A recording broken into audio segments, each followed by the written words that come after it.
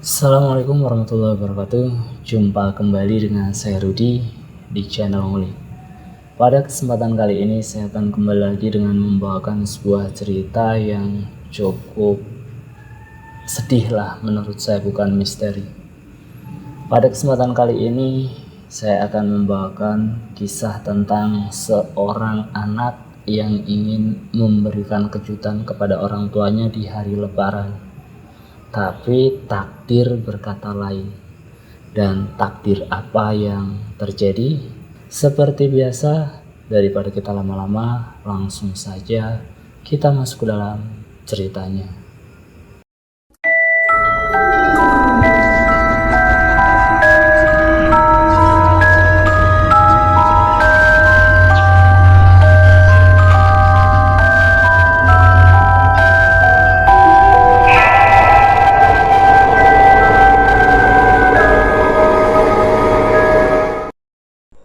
Bismillahirrahmanirrahim. Saat suasana lebaran kemarin menyisakan duka mendalam bagi keluarga Ibu Fatimah. Momen yang harusnya dijadikan sebagai kumpul-kumpul dengan keluarga besar termasuk anak sulungnya yang bernama Muhammad Rizky Raditya berubah menjadi suasana perkabungan.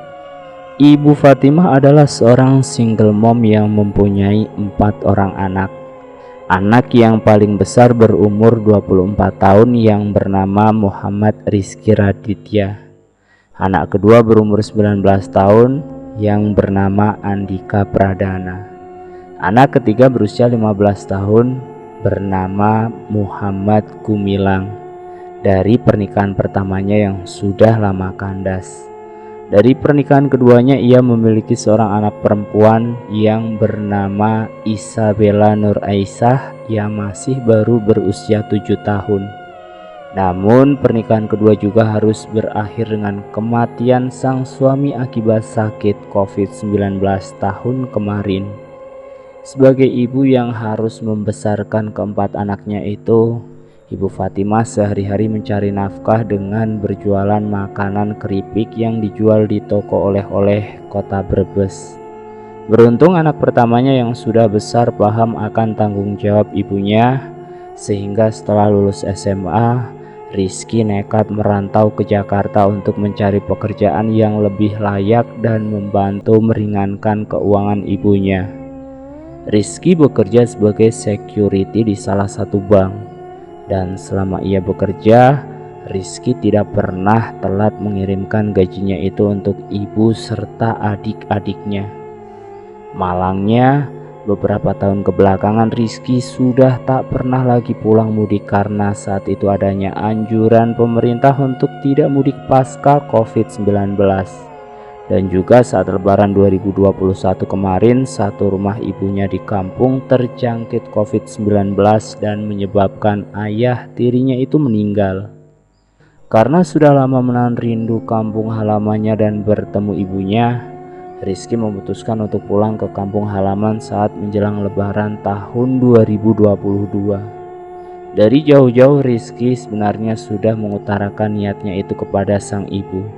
Namun untuk tanggal pastinya Rizky enggan memberitahukan kapan ia akan pulang.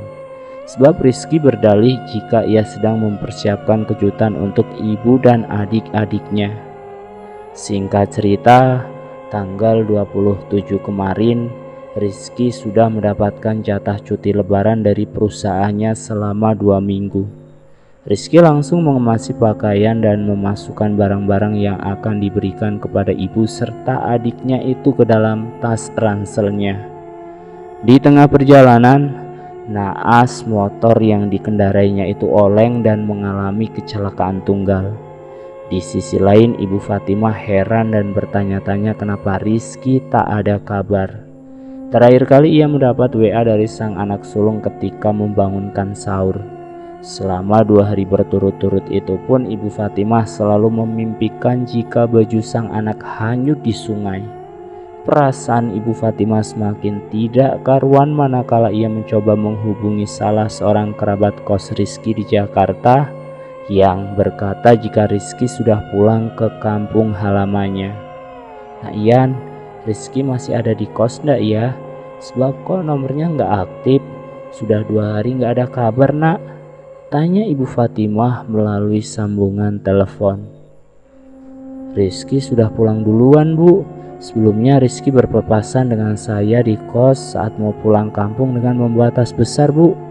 Kalau nggak salah tanggal 28 malam bu, Japrian sambil mengakhiri pembicaraan dengan Ibu Fatimah.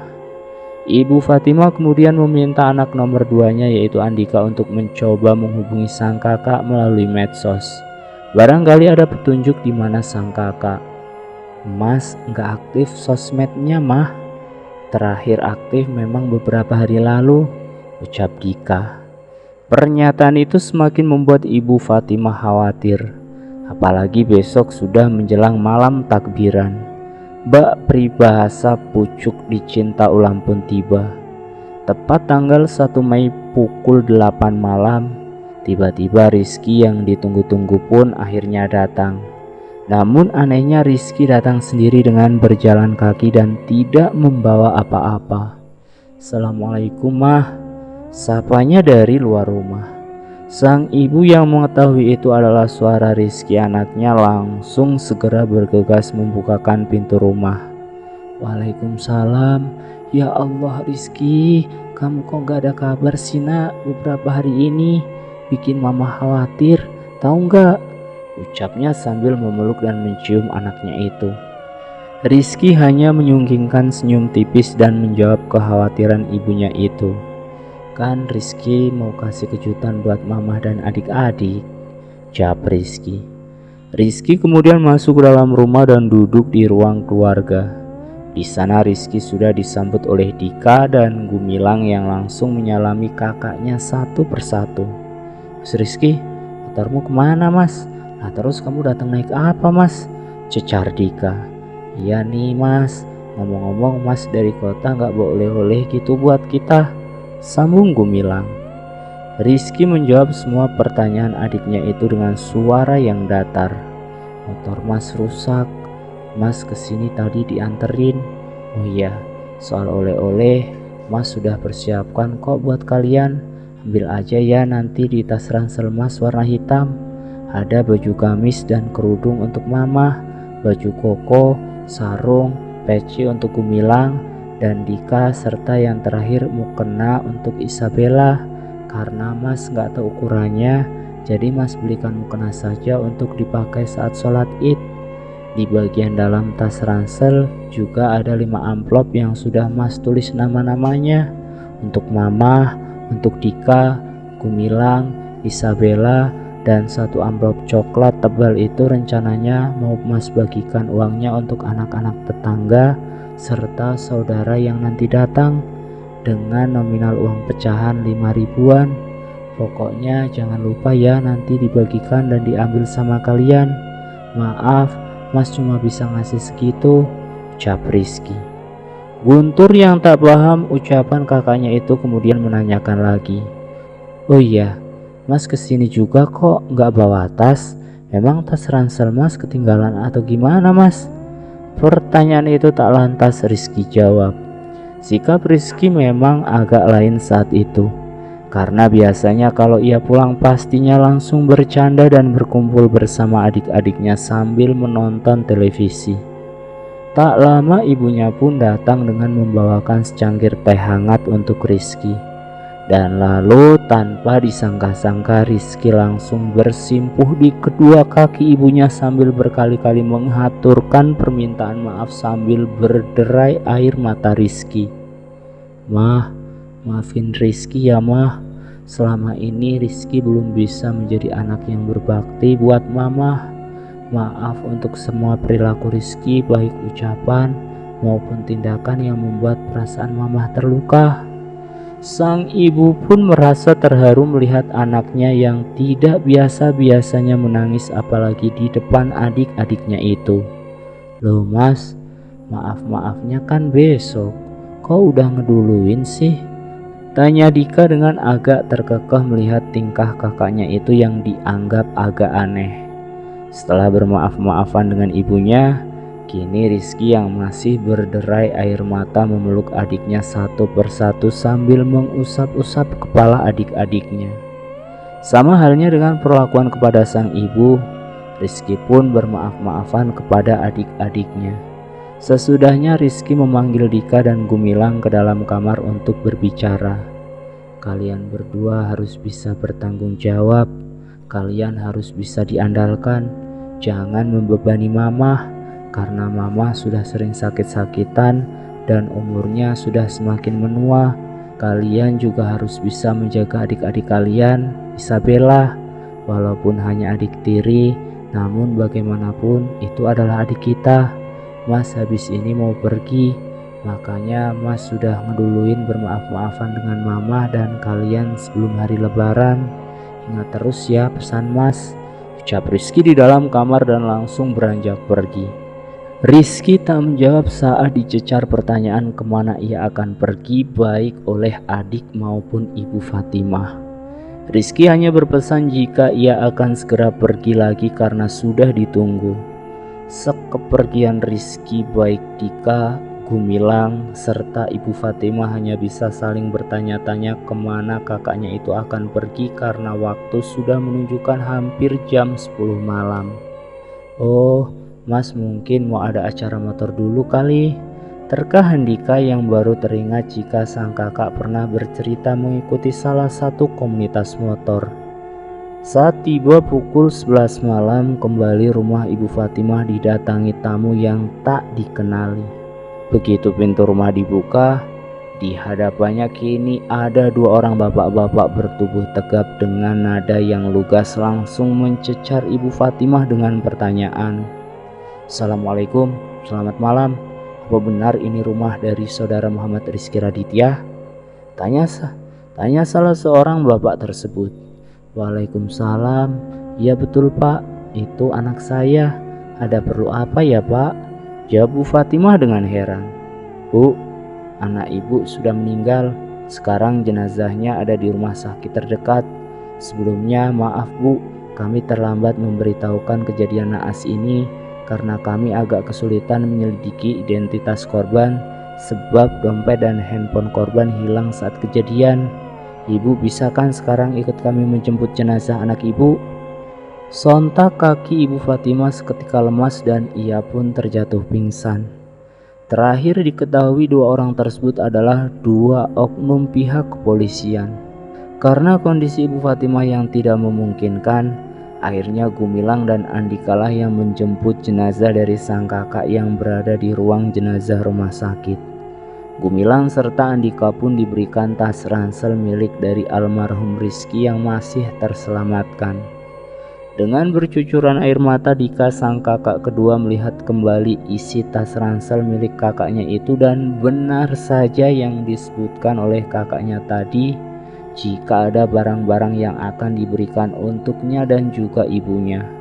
Amplop uang lebaran pun masih ada tersimpan di dalam tas. Walaupun handphone berikut dompet milik almarhum telah raib dicuri oleh manusia setengah binatang. Bunyi sirine mobil jenazah dini hari saling bersautan dengan suara gema takbir.